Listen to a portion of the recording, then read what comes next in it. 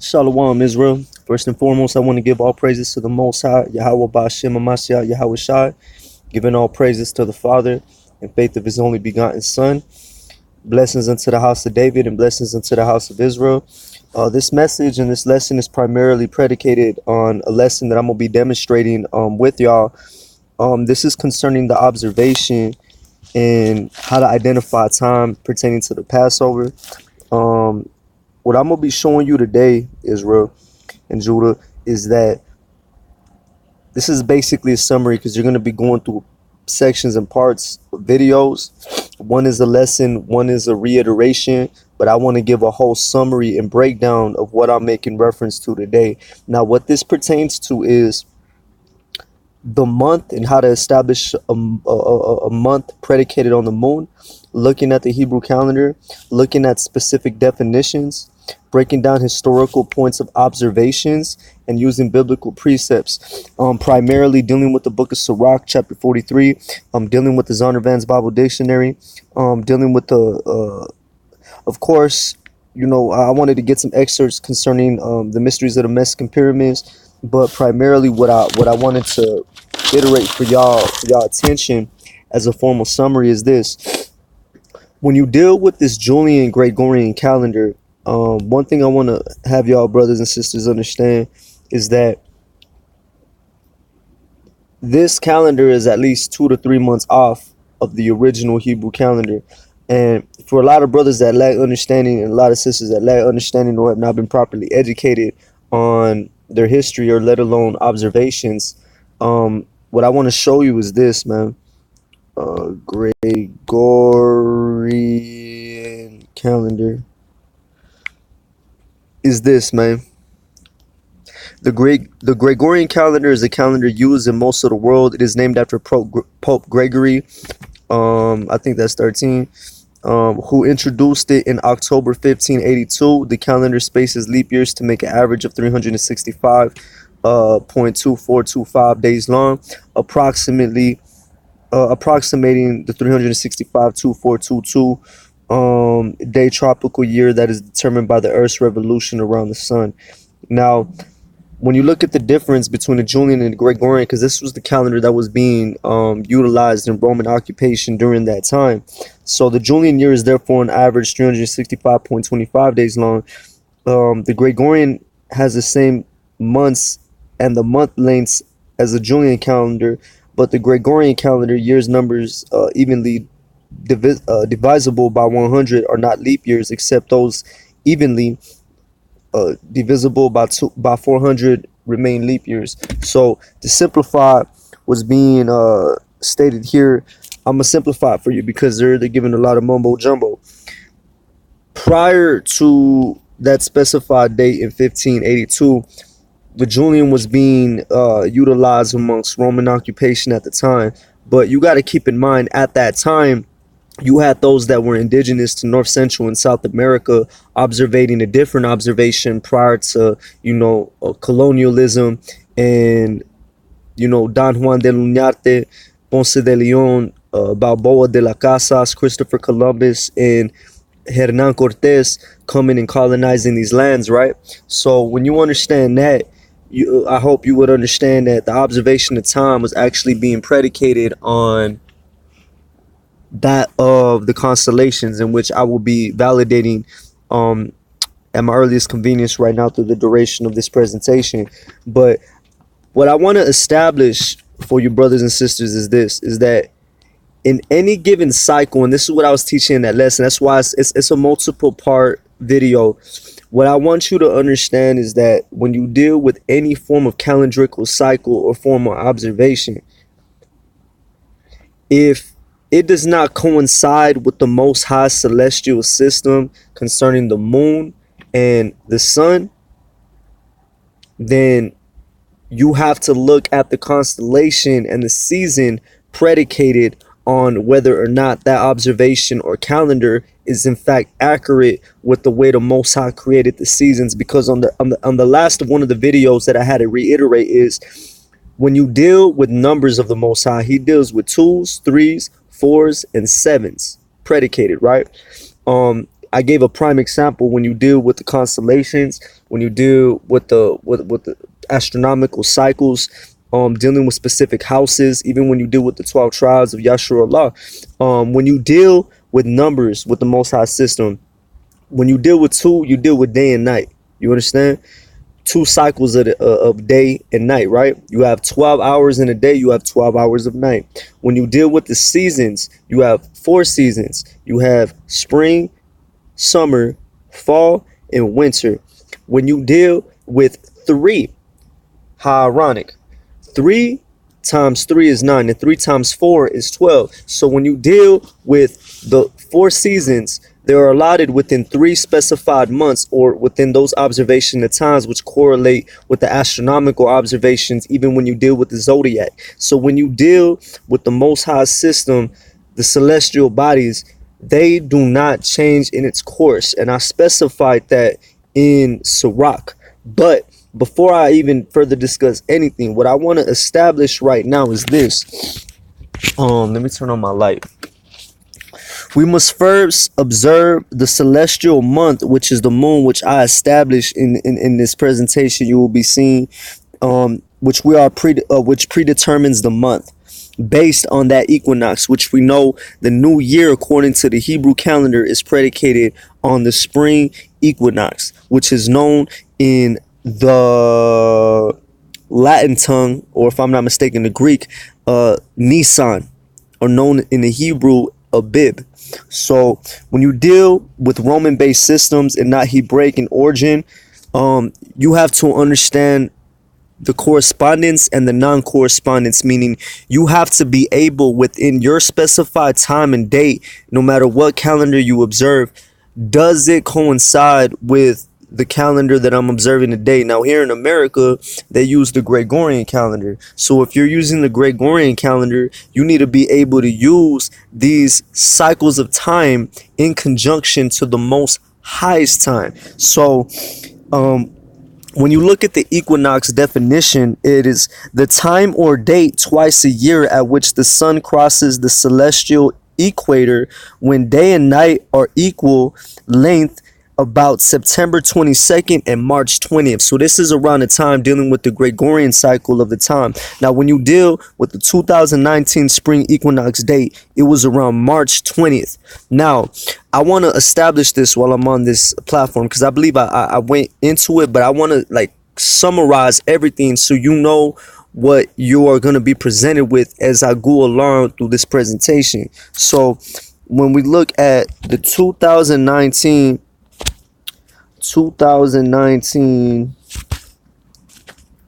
spring equinox date, let's see where it popped up at. See, look at Wednesday, March 20th. So look at that.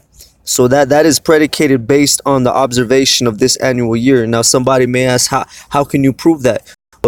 Throughout antiquity, I'm about to demonstrate. Matter of fact, this whole video that you about to see is going to demonstrate and show you the evidence. So I don't even have to prove that right now, because that's already been done. So I want to show you something. 2019 lunar cycle, lunar calendar. And the reason why I'm going to the lunar calendar is because which I established in the book of Sirach, is the month is predicated on the moon. And I want to get that real quick.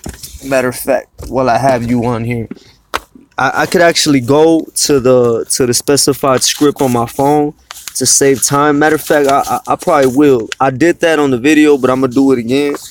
But I'm gonna read it first, then go to it. So just to prove that I'm not just making stuff up. This is the book of Sirach, chapter 43, verse 1. And I'm gonna read through because I explained it in the lesson.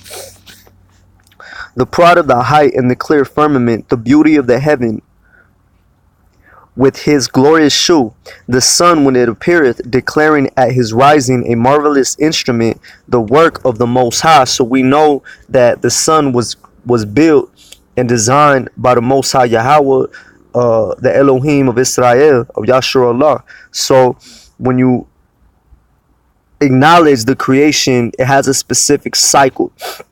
And that's what I'm teaching you brothers and sisters, is that when you deal with any creation of the Father, it has a cycle. Even when you deal with the human anatomy of how we are created, there is a time to sleep and there is a time to awake.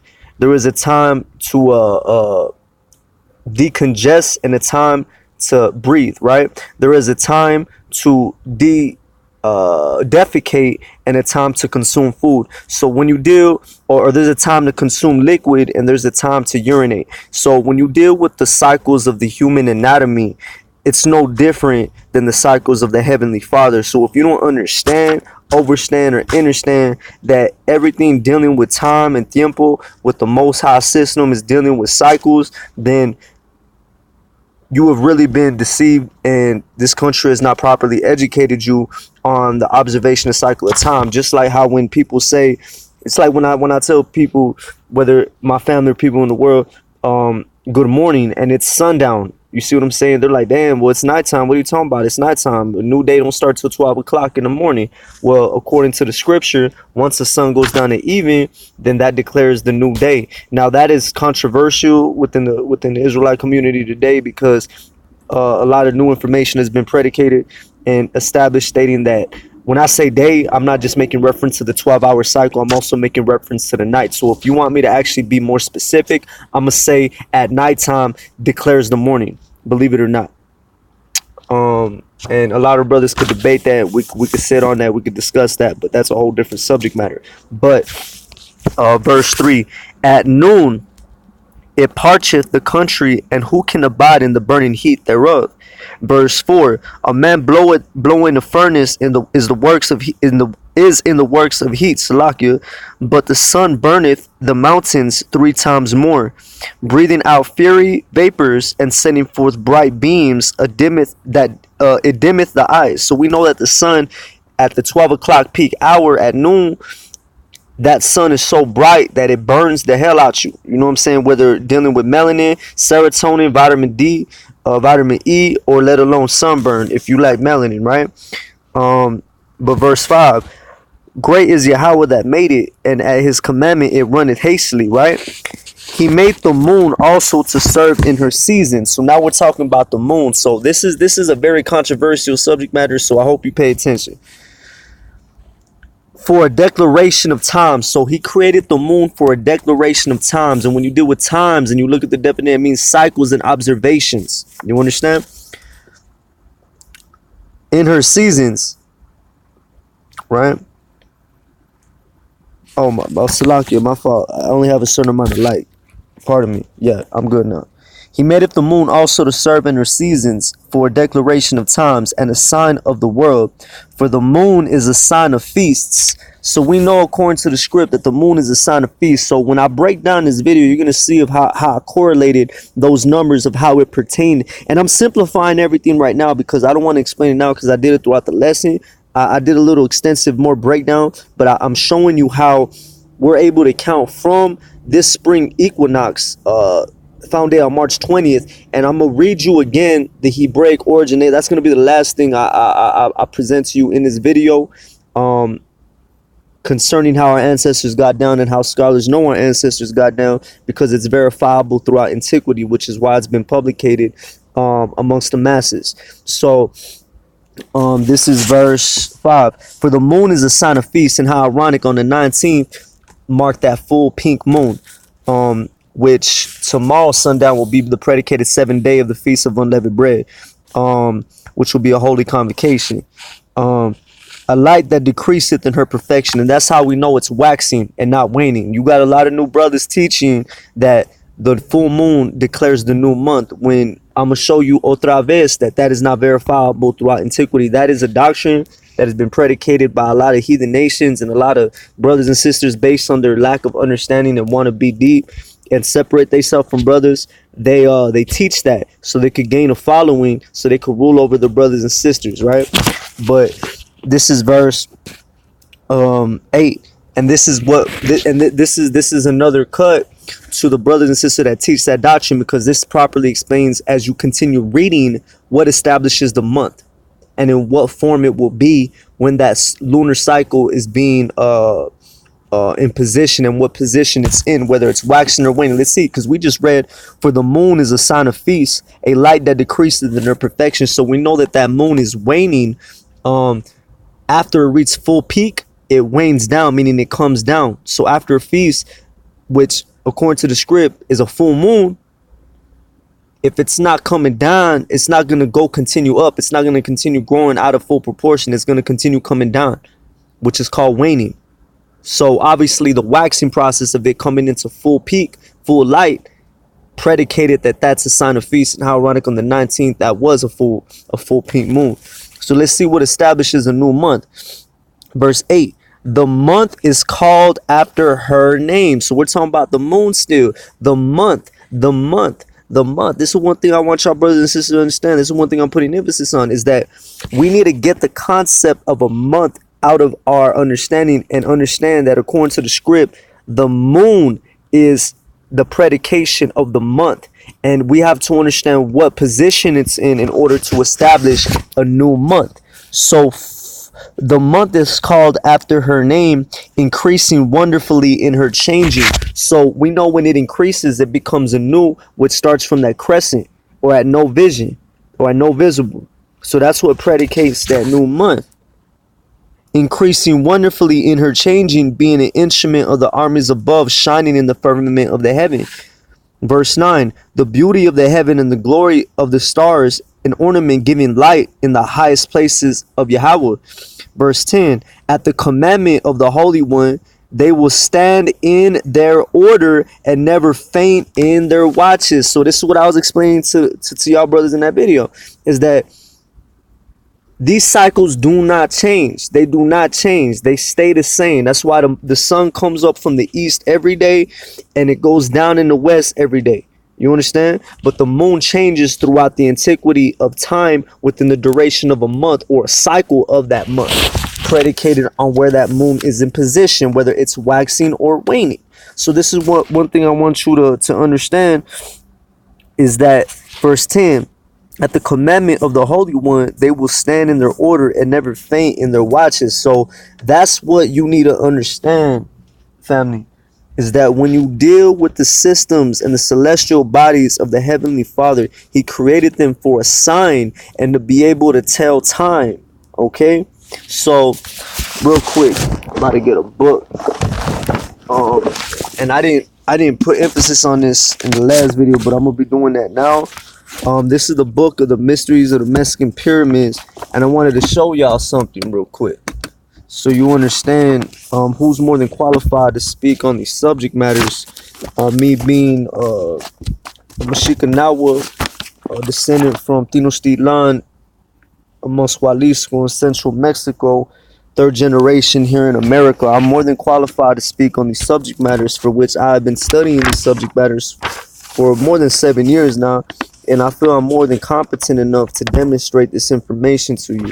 So when you deal with, I want to get this excerpt real quick. This is page 20. According to the Aztecas, the Toltecs had created a great capital city in Tolan, which is known as the city of Tolan, son of Jacob, son of Yashashachar or Issachar, in northern Mexico City, where the pyramid of the sun in the valley of the dead is dwelt, and the pyramid of the moon. You can see that is all in the city of Tolan, north of Mexico City, where under the ages of divinity inspired Lido Quetzalcoatl, they had developed a superb artisan and developed worshippers, skillful tradesmen, stone masons, carpenters, bricklayers, workers in feathers and ceramics, spinners of weavers tall, virtuous men who sang and danced, and had priests skilled in astronomy who kept an accurate count of days, years, and the movements of the stars and the planets. So the moon is a star, family. You know, the sun is a star, family. I think we don't even have to get on an astronomical premise. We could actually go straight to Sirach 43 and just explain that, because the wisdom is already there. But just to further prove, when you deal with the observation of my ancestors, I'm going to show you something. This is known as the sunstone. My ancestors, we were able to create calendars to identify through the spring equinox, you know, cycles of time, how to irrigate, how to create, the different phases of the stars and the planets, just like we just read. But to get more specific and to put more emphasis predicated on the subject matter that I just made reference to, this is page 299 on the excerpt. Most of the other symbols carved in the great stone were purely mathematical. So we're talking about the sunstone here, known as the Aztec calendar, right? Were purely mathematical, with algebraic functions which could describe a great variety of calculations harmonized into an aesthetic whole, with very few glyphs and some multiplication signs. The ancient Mexicans had been able to express at will either very small or very large astronomical calendrical cycles in the days, weeks, months, years, and centuries. So when you deal with the observation of the ancestors, man, we were able to establish time not only based on the stone, but by the observation of the stars. So when you deal with the geometry and the applied mathematics on how we build the temples throughout the lands, it coincided directly with the constellations, specifically Orion and Sirius. The way that the stars grew in its process from the east and correlated to the north within that 6-hour peak before it came down within that 12-hour cycle of night. It correlated in correspondence directly with the temples in Tenochtitlan and Yucatan and Texcoco throughout the Mexicanahua Moorish lands of central Mexico at that time, before 1492, before any form of European occupation. So when you deal with that information, you'll have a better understanding. But I'm gonna continue reading. The calendar enabled its priests to commune in rhythmic cycles of solar and lunar eclipses, and the passages of the sun at zenith, equinox, and solstice, the furthest points reached on the horizon by the rising and the setting of the sun and moon at different seasons, which I was just talking about. You have 4 seasons, fam. You have the spring, you have the summer, you have the fall, and you have the winter. So let's continue reading. The phases of the moon. Otra vez. This is what I'm telling y'all, man. The phases of the moon. The phases of the moon. The phases of the moon. The helical rising of Venus and the passages of Venus across the face of the sun 4 times in 243 years. Probably observed through the fine sheets of obsidian or mica. So I'm just saying, family, this information has been out. The knowledge is there. You don't even have to read a book. All you got to do is look in the sky.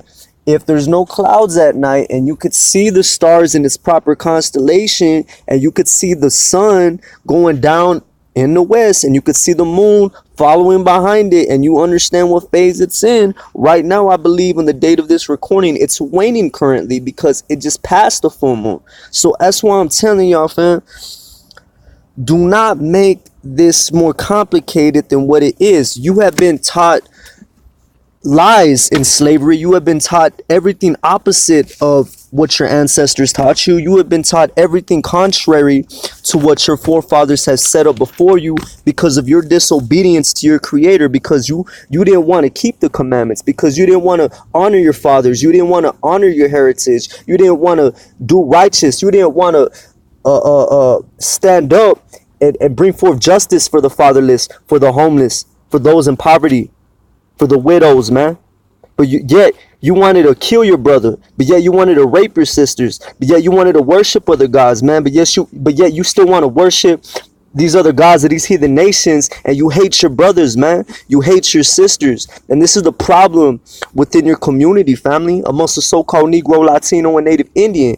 Until you understand the reality of which you live in, you're going to continue thinking from a Greco-Roman mindset, because everything that you have been taught here in America is predicated on the Roman and Greekish fashions. So if you don't understand your history, then everything that you're going to be thinking within your neurological thought processes, in conjunction with cognitive dissonance, willful ignorance, and Stockholm syndrome, is going to be predicated on a European thought process, and has nothing to do with your history, has nothing to do with your ancestors, and has nothing to do with your heritage. So it's very imperative, family, that you understand that this knowledge has been here prior to your existence. So for those brothers and sisters that lack the understanding, ask the Most High. And I thank him for giving me the opportunity to present this information to you, because if you have not been presented with this information, guess what? Torah to the Most High for giving me the opportunity. So with that being stated, I got something else I want to bring to your attention. This is the lunar phases of 2019. So let's see when that full moon came in existence in March. Let's see if it happened before the spring equinox came through on March 30th, March 20th, because when we read the Zondervan's dictionary, we're going to see on how our ancestors dealt with time, and it's going to be the last thing I'm going to bring to your attention pertaining to this before we commence the final presentation. So with that being stated, March, the new moon fell on the 6th. So that was still the follow. So this is before the spring equinox. So this would mean it is the last, I believe it's the month of, in the Hebrew, it's the month of Adar, which is February through March. So that was still the last month. So within March through April is the month of Abib, known as Nisan. So that's going to be predicated on that next new moon after the spring equinox. So when we deal with the full moon, how ironic that it was a full moon right before the spring equinox happened, which was on the matter of fact, the full moon was on the equinox, which was on the 20th, fam. So we still had to count to that next following cycle with it, which was April 5th, which predicated the new month, which was the first official month based on that moon or that lunar cycle after the spring equinox, which happened on March 20th of 2019 this year. So from thence is when we calculate the times based on the sundown at even to predicate the 12-hour by 12-hour cycle. It's sacred geometry, fam. It's 90 by 90 degree angles. You have 12 90 by 90 degree angles that go up from the south to the north, and then go back from the north to the south, which creates a pyramid every day. The Most High creates a pyramid every day with the celestial bodies, fam. Which is why our ancestors knew how to build these temples, because we looked at the constellations like, damn, these are 90 by 90 degree cycles, fam. We could do the same if we get a square and we create a left and right triangle, and we're able to get some cement and correlate some brothers, man, get them in position and get some water, fam, and get some mud and get some dirt and get some sticks. We could actually build something. But you know what? The average so-called Latino or Hispanic in this society, sad to say, has denounced their nationality so far. We love the way of these Europeans. We love the way of these gabachos out here. We hate our people. We honor their culture more than we honor ours. And when you deal with the peace treaty of Hidalgo, Guadalupe, or Guadalupe Hidalgo of 1848, the peace treaty between us and these crackers, man, is on this premise. We have a right to peace of keeping the commandments of the Heavenly Father like we were prior to Roman and European occupation of the colonization throughout the Renaissance era, family. You have rights protecting you in America, but you're so miseducated and you do not acknowledge yourself as an indigenous Nahua or Mexica in the land, or Azteca, and you are destroyed for a lack of knowledge, and you don't understand that you actually have rights protecting you out here. And we could actually go to war still to this day amongst our own and amongst heathen nations that want to go to war against us. And it's not against us they're going to war against, it's the Most High God of Israel. So you got to understand something, family. You know, that's why the scripture says, honor thy fathers, because they laid the foundation. And if you don't honor or reverence your ancestors, fam, then you are not to be acknowledged as a life, but a bastard. And this is why a lot of you so-called Negroes and Latinos, man, sad to say, you know, you don't have your fathers in your life, man. You've never met your father. Your fathers aren't there, or your dads aren't there, let alone were there at your birth, which considered you a bastard child. And when you're a bastard, fam, you automatically lose your heritage, because when you deal with the local state from a district, federal, and state level, when you deal with the birth certificate, if your dad is not on that birth certificate, you're considered a bastard, fam. So that's why it's official, and it's imperative, family, that you understand that when you deal with the observation and cycles of time, you have to not only look at the records that have been presented before you, but all you got to do is look in the sky. Don't be ignorant, fam. But you know what? The scripture says, let the ignorant be ignorant, right? But in attestation and conclusion, and remember, this is a summary of everything. So the overstanding, the 2019 spring equinox was on Wednesday, March 20th, which March 2019, the new moon was on the 5th. So we still had to wait till, no, not the 5th, it was the 6th, which we still had to count the spring equinox new month after that equinox observation was on the 20th. So we had to wait till that next new moon, which was on April 5th. So from there, we count the 14 days in the month of Abib. So when we deal with the 2019 equinox, March 20th, 21st, around that spectrum. So when you deal with April 5th, it established the first new month after the first 2019 spring equinox. That's what I'm telling you today. So from April 5th to April 19th makes 14 days and nights for you brothers that claim to be so deep, as according to Leviticus 23, 5 and 14. So the conclusion of the whole matter is this: why do we not properly understand the observation of the Most High's time system? Well, let's get it real quick. This is the book of Daniel, chapter 7, verse 25. Let's see what the prophet Daniel made reference to in Babylon at the time concerning these heathen nations, of what they had planned for the children of Yasharallah. Because it's very imperative, family, that we understand these things, because if you don't, then we're going to continue being destroyed out here for a lack of knowledge. This is the book of Daniel, chapter 7, verse 25. And he shall speak great words against the Most High. We know that these heathen nations, specifically these Gavachos or Edomites, they do that. You know what I'm saying? They claim to know the Most High, but yet they're worshiping a white image of Caesar Borgia, a white image of an Edomite. You know, it has nothing to do with Hamashiach. So, and shall speak great words against the Most High, and shall wear out the saints of the Most High, which are you so-called Negroes and Latinos and Native Indians. You have been so word out. You are famished, you lack testosterone, you lack masculinity, your women rules over you, your children hate you, your own people hate you, the society hates you, you are labeled proverbs and bywords, man. You're the first fired, last hired. You know, you're out here disenfranchised from your heritage, and nobody gives a damn about you. But you know what? The Most High does. The hell with how people feel, man. The hell about how our own people feel, man, if they ain't keeping the commandments, let alone honor those that came before them or their heritage. You feel me? And that's why a lot of these so-called Negroes and Latinos, you know, when the time does come, they'll be the first ones to try to put you to death, because they hate you enough, and they love their own enemies so much that they'll be more willing to put you to death, throw you in prison, and do all manner of evil to you before they do it to their own, not to their own, but to the same one that colonized, raped, robbed, and pillared their people. That is these are psychological conditions. These are real bugged out people, man. These are people that you live around. These are people in your community. These are your neighbors, man. You know what I'm saying? So we got to learn how to love one another. But let's keep reading. And he shall speak great words against the Most High, shall wear out the saints of the Most High, and think to change times and laws. So we already know, fam, even when you deal from the transition from the Julian to the Gregorian, that has been changed. But when you deal with the celestial and astronomical observations from the Hebrides prior to the Babylonian captivity, because what you now know is the Hebrew calendar is predicated based on that Babylonian calendar at that time, still to that day, till to this day. So these Ashkenaz Jewish, Khazarian, European bastard children that are not the real Jews, that are imposters that are in our land right now, that claim to be the real Jews, but have no historical points of reference prior to the Balfour Declaration, which we know a lot of their ancestors dwelt amongst the Turks, you know, in Georgia, Russia, in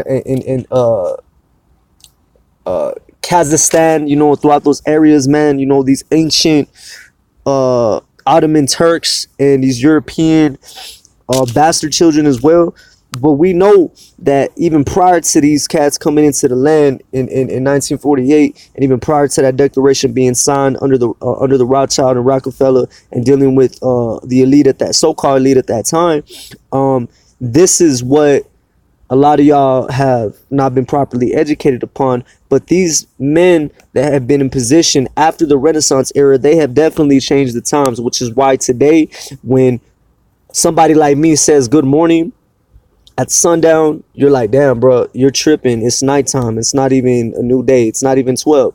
That is an indication that you have not been properly educated and you suffer from a lack of knowledge because time has been changed. So, with that being stated, and they shall be given into the hand until the time and times and the dividing of the times, which is I believe 250 or 350. But that's neither here or there because I'm not explaining it. I'm explaining the observation of time dealing with the celestial bodies. So, going back to the conclusion at hand, the reason why you brothers and sisters lack the understanding pertaining to time is because they changed the time, and this is a reality. So I'm gonna read this to you, which I read it in the presentation, but I feel in this summary I explained a lot, man, but I wanna simplify for you. This is the Zondervan's Bible Dictionary. If you don't got one, I suggest you get one. Let's look up the definition for calendar. Let's see if scholars know what's good, man. During the biblical period, time was reckoned solely on astronomical observations. So first and foremost, man, these scholars know that the original Hibrit or the Hebreo or the system in which our ancestors utilized to tell time was predicated on astronomical observations. What did we read in the mysteries of the Mexican pyramids? Everything we did was predicated on astronomical observations, man. So you see the correlation? My goodness. But beyond the correlation is fact. And they notice days, months, and years were determined by the sun and moon. Wow. So that's why when we go into the Hebrew, the month is predicated on the moon. On the moon, fam. So let's see. Let me see. Matter of fact, I'm gonna skip down because I put emphasis on this in the video, but this is what I want. This is what I want right here. The Hebrew month began with the new moon. You know what I'm saying? So I'm just saying, fam. I'm simplifying it because I put hella emphasis in the presentation, but I'm saying that for quality assurance purposes that we have really been miseducated out here. And for you brothers and sisters on social media, on YouTube, on Instagram, Facebook, all you brothers that are out here teaching damnable heresies, y'all need to stop that, fam. If you lack the understanding, just honor your fathers, man. The information's there. Look at the constellation. But you could actually correlate the Hibrit using the spring equinox and predicating the new moon after that observation of spring equinox, and it's always going to fall around end of March, mid-March, or mid-April. The system doesn't change. The years change. Certain leap years and astronomical cycles, yes, they change based on time or the duration of time, but the cycle doesn't. The seasons don't. You feel me? The sun is going to be the sun every day. It does not change. So that's why it's imperative that you understand these things. So this is a formal summary and an introduction predicated on all these areas that I just specified right now. Most High willing, this was edifying. I hope you brothers and sisters understand, man, that the month is established based on the moon. And it's not that deep, fam. It's actually very understandable if you're able to just listen and set apart a Greco-Roman thought process from your understanding so you could get the understanding. You feel me? It's like somebody that's suffering from cancer, man. In order to get the cancerous cells out of your anatomy, you have to provide your anatomy the nutrition contrary to those cells that are trying to grow, so you can inhibit your immune system and your white blood cells to counterattack all the form of bacteria that's growing within your anatomy, and on a consistent cycle so you can better yourself. But if not, then you're going to remain sick. So with that being stated, with that I say, Kwam Yashar Allah, blessings into the house of David, blessings into the house of Israel. May the Most High bless y'all throughout your inhabitations, man. Remember, Friday sundown is going to be the commencing of the last 7-day cycle. A lot of brothers started on Thursday night. I don't know why, but We know that the day is predicated. I don't know, but at the end of the day, I know at sundown on the 19th marked that first day. So the 7th day is a holy convocation. Um, and most high willing, fam, there's no more confusion, and you understand that if you lack the understanding, ask the Father, man, he'll provide it to you. Despite your condition, despite your poverty, despite the hatred, despite your disenfranchisement, man, you're not the only ones out here going through it, man. You feel me? Got a lot of brothers and sisters out here, man, suffering affliction, not only for the sins of their ancestors, but also due to the way this construct is designed. Dealing with this fiat currency, dealing with status, dealing with prejudice, conduction, and disenfranchisement from heritage, and a lack of understanding primarily, or being destroyed for a lack of knowledge thereof. So with that, this is your host, Yaakov Tanawat Ben Yashur Allah. And with that, I say Shalom Israel. Y'all already know.